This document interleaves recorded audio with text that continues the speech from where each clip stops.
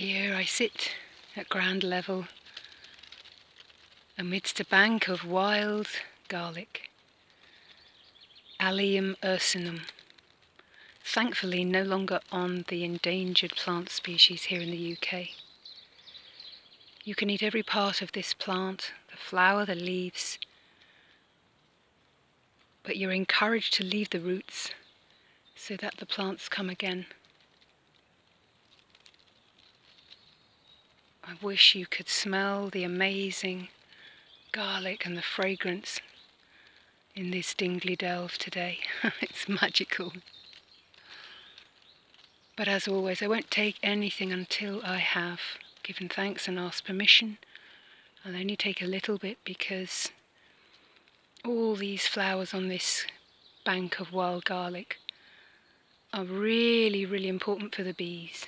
They need this much more than I do. They like shade amidst tall trees, quite near water, hidden away in the kinds of places